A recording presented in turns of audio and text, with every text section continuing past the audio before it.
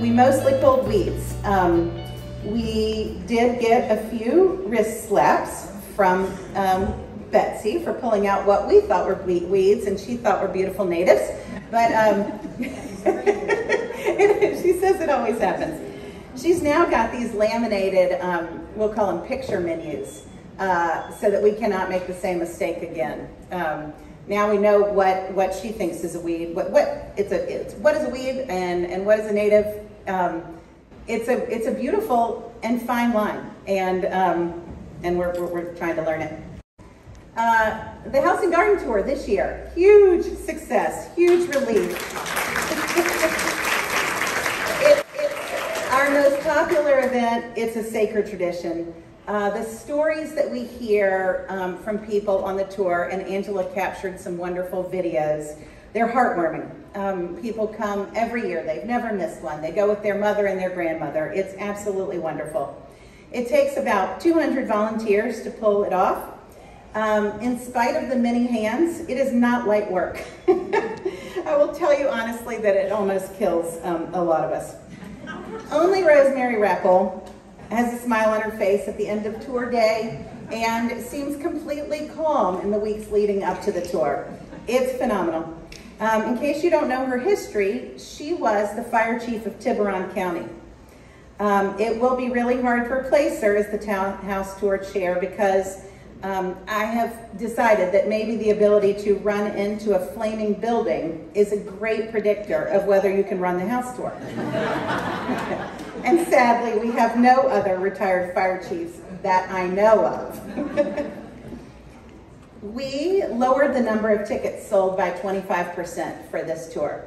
You can imagine that was a painful decision financially, but we had to make that decision early on, and it turned out that we were quite right, that the pandemic had not quite ended by this summer. And of course, safety was our top priority. We decided that we would take the financial hit and cut our budget for the next 2 years if necessary, but it turns out that is not necessary. Thanks to some incredible work by Susie Warren and Christine Fulton, who started a sponsorship program. The Henrietta Orr Jones sponsorship, which is private individuals sponsoring the tour and corporate sponsors. And this year, I'm really pleased to say that we netted as much this year as in previous tours. And it turns out, oh, I forgot the picture. There's a good picture. That's at the President's house with Betsy. I believe actually that's from the previous year, but yeah, anyway, it's a great picture. It turns out that people like smaller crowds and shorter lines, so we are going to keep the ticket sales at the same reduced price and hope that our sponsorship levels make up the difference. Programming.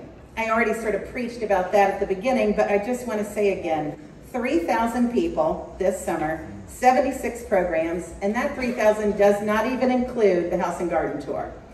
We are providing almost daily programming for the nature lovers of Chautauqua. Here is Jack leading a tour in the rain. Hardy souls. The app.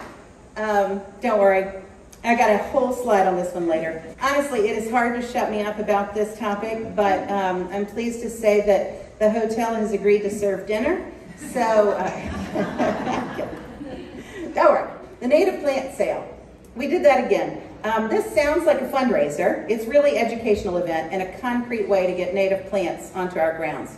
Chris Flanders did an outstanding job with this. We laughed because a lot of people, it was week one. We didn't really have our game on yet, but we were scrambling, well, Chris was totally ready, but those of us standing around were not. Anyway, everybody was coming up to us saying, "Oh, I hope you'll be selling these every week." Absolutely not. Another cool thing we've done this year is some off-site field trips. I noticed in the 100 Years of Beauty history of the BTG that there used to be pilgrimages, but that's what they called them, isn't that cute? It's been a long time. And so we have started those up again this year. The first one we took was a birding trip off of Titus Road.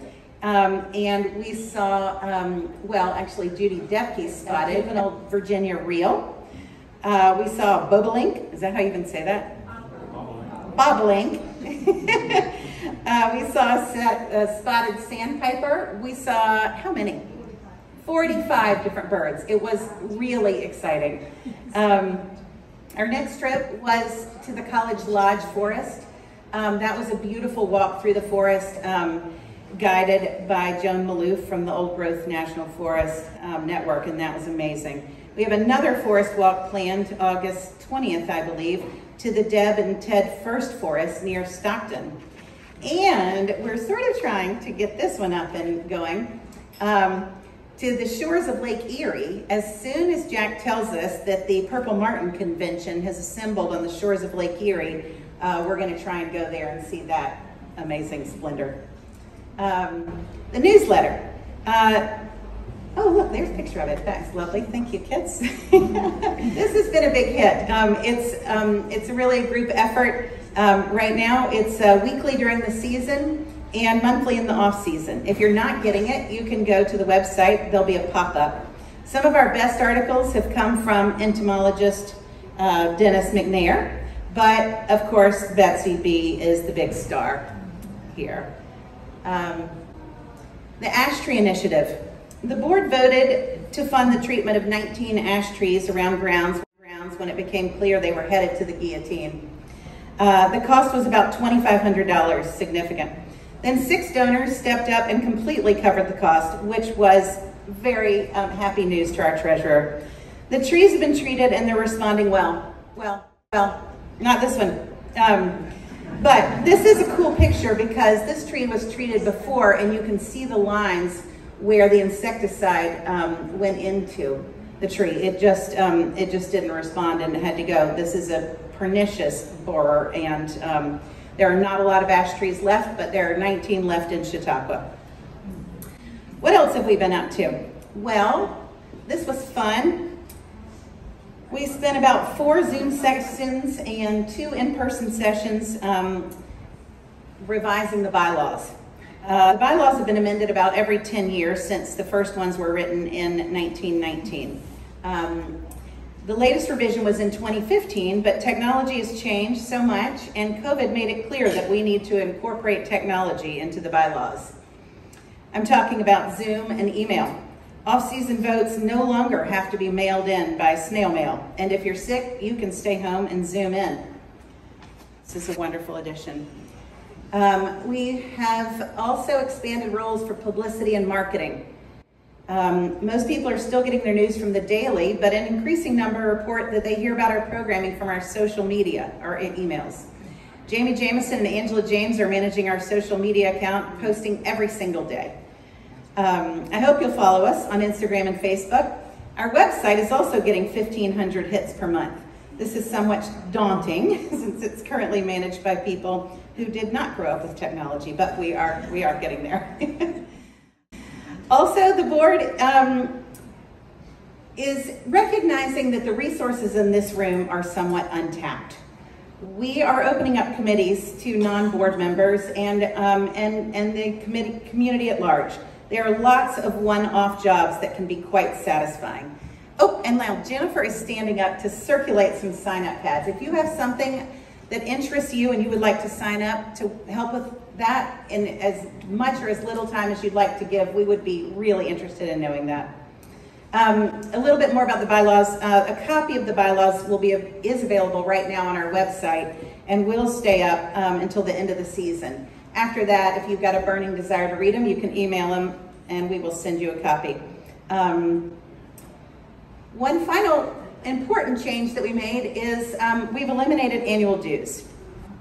Effective in 2023, we'll move to donation-based fundraising only, no dues. We have found that our life members are crazy generous. Here are the kind of complaints that we're routinely getting. I tried to round up from $35 to $50 or $100 when I paid my dues, and the website wouldn't let me. Yes, that should be allowed, but it is strangely complicated. And then we launched the Henrietta Ord Jones Society, and your generosity blew us away. We hoped to get 20 people signing up, and we got 86. What we found is that our members are generous, and that years pass very quickly, and no one can really remember whether they've paid dues or not. so no more dues. We will launch our first annual campaign in Thanksgiving. This was a unanimous vote, but I'm pretty sure that there are people who are very worried about this. So please do not make a liar out of me. We have to hit those numbers. Also, it will be an annual drive. That absolutely does not mean that you can only give once a year. If you hear about a project that inspires you, click donate as many times as you like, and do not try to figure out whether you've already given this year or not. Another part of the bylaws that we amended was our mission statement. I'll give you a second to read it.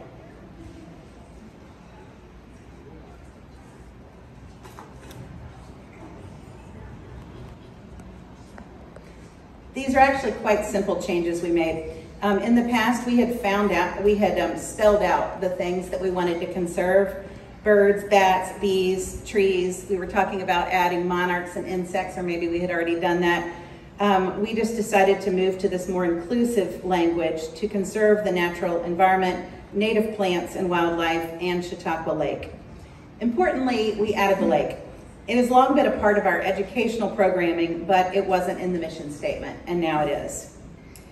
If you had time to read to the end, you will notice the importance of our strategic alliances. This is not a new addition to the bylaws. It's been there since the 1919 edition. Of course, our primary partner is Chautauqua Institution, and our patron saint is Betsy. I believe that she was canonized by Angela, who is Catholic, so she must know how this works, but I was surprised it was such a simple process, but it was the right one. I'm pretty sure without Betsy, there would be nothing here on these grounds for us to tour, and nothing for us to photograph to put on the app that we have been talking about. And in fact, no one to fact check every single thing we send out, including this morning's Facebook post. That was my mom.